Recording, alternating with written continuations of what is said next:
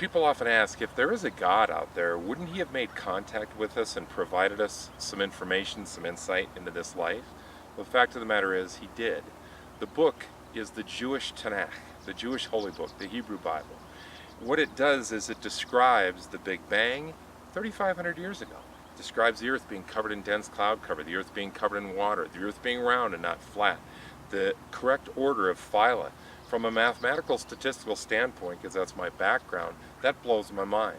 How impressive is it?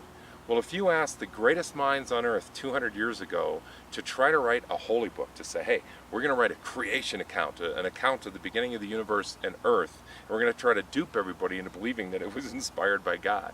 Just 200 years ago, if the greatest minds of the world came together to write a book like that, we'd know today that the book was worthless, that it wasn't inspired by God. Because 200 years ago, we didn't know about the Big Bang. We didn't know the earth was covered with dense cloud cover like most of the planets in our solar system are. And yet this Jewish Tanakh, 3,500 years ago, got all those things right. That's impressive. What's more impressive, and what shows us a plan and the reason for pain and suffering and puts this life in perspective to the next life, are the prophecies contained in the Jewish Tanakh.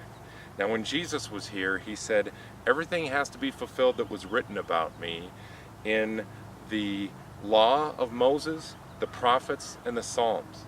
He's talking about the Tanakh, the instructions, the law, the prophets, and the writings, the Psalms. That is the Jewish Tanakh.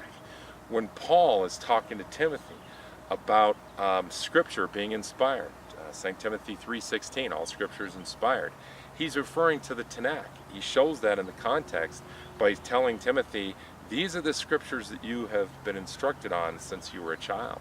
So this holy book, this Old Testament of the Christian Bible, is the inspired Scriptures that we talk about.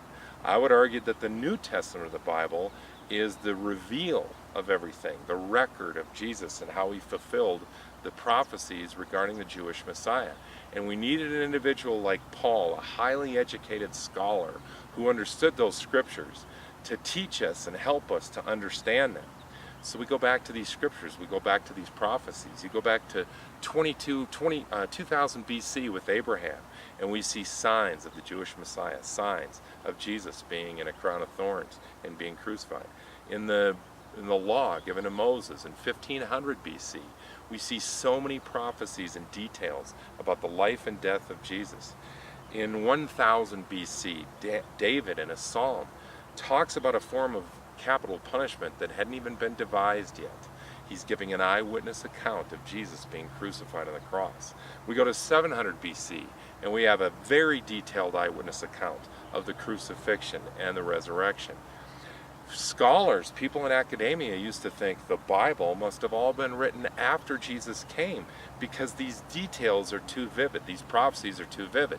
So they dismissed it at that, and on they went about their business. But hey, it's not that way. The Jewish Tanakh was completed well before Jesus ever got here. We have copies of this thing. We know that all these prophecies were written beforehand.